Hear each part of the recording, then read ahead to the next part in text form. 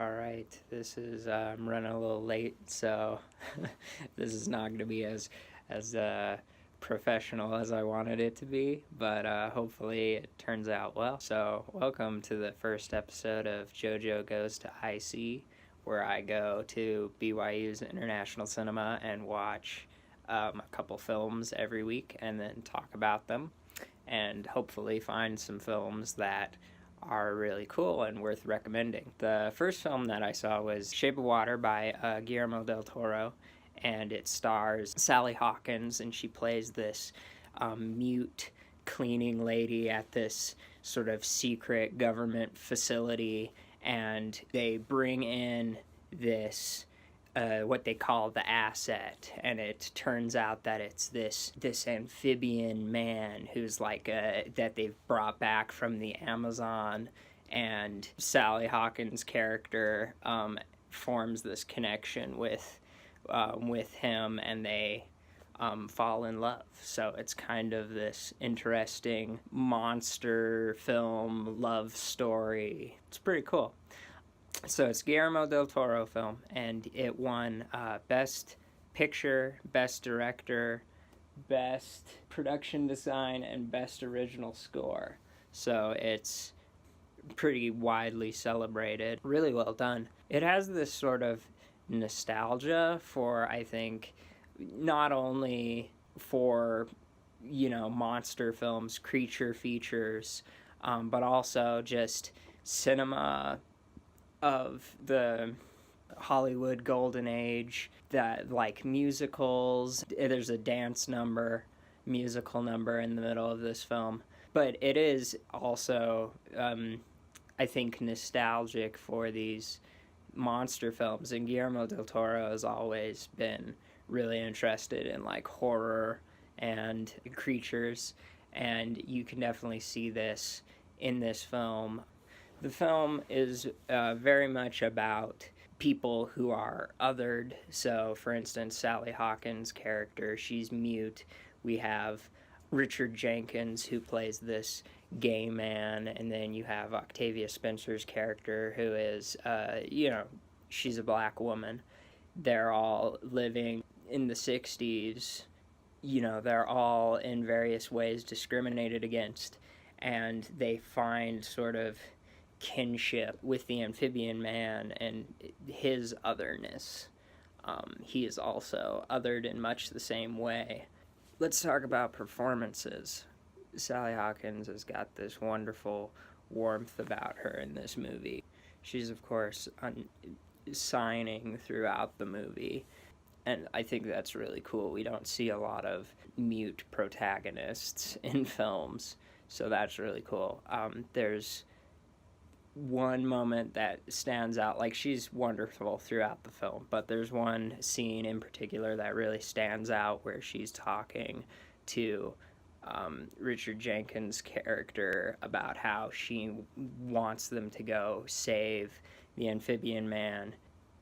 I believe, like, it touched deep within my soul, and I believe that she really felt this deep, strong connection with with the creature, and that she found this person who they both relate to each other, and that he sees her for who she is, and not, as she says, what she lacks. Michael Shannon plays the antagonist in this film.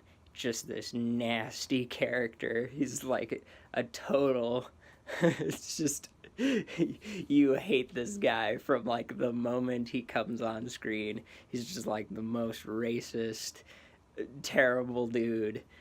He is like the perfect antagonist for all of our protagonists, all of our characters who are all othered. He represents sort of this just horrible ideology that believes in discriminating and punishing people who are different than he is.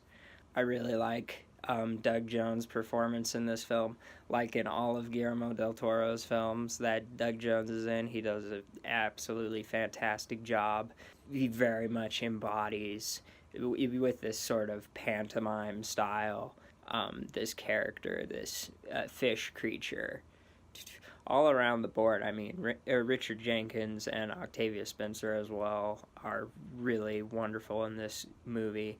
And as always with with Guillermo del Toro films, it's really cool to see an actual like actor in a costume playing a monster, a monstrous character.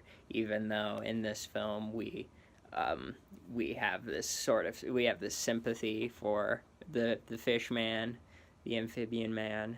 It's really cool to have it not just be a CGI creature. I like the practicalness of it, and the fact that it's a guy in a really elaborate costume. So all in all, I really like this film.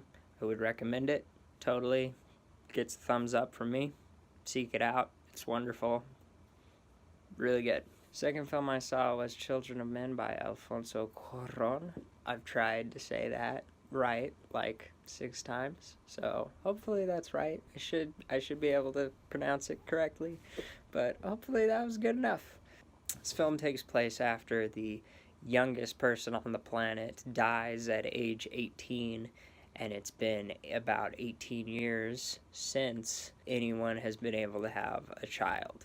So our main character, Theo, who's played by Clive Owen, he's sort of like a civil servant, and he used to be an activist, but now he's not anymore. He is sort of swept up by this activist group. Some people might call them extremists, but he gets caught up by this group, and they have this refugee. She is pregnant, and so he has to help her escape out of the country and try to get to the human project, who may or may not exist.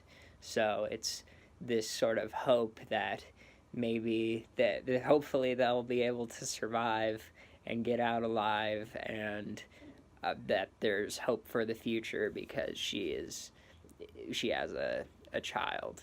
The cinematography in this movie is just really amazing. This was nominated for like best cinematography, but it didn't win, and I feel like it totally got snubbed because this movie has a number of long takes. The longest one is probably about 6.5 minutes long, and it's right at the end of the film. Theo and Key get separated, and he has to go and find her, and he sort of travels through this war zone, and we're seeing, just devastation, and it's like you're there in the place with him, and you're not, as you're watching it, you're not really aware that the fact that it is a long take. It gives the whole scene this, all of the scenes that have a long take, this incredible like sense of realism, like it's really happening. And of course it's all incredibly well done and unbelievable that they were sort of able to coordinate this, because there's people in the right place they're at the right time, actors and extras, and then explosions are going off and gunshots, and it's just incredible. It's really cool. I also really like the way that this film is able to sort of subtly tell us about its world and establish what's going on through its mise-en-scène, and not there's some expository dialogue from characters, but a lot of the world is brought about through what we're seeing in the background. There's political graffiti, there's posters and billboards, and the TV is playing. It's playing propaganda. The TV is playing this propaganda saying that the UK is the only safe place still on the planet.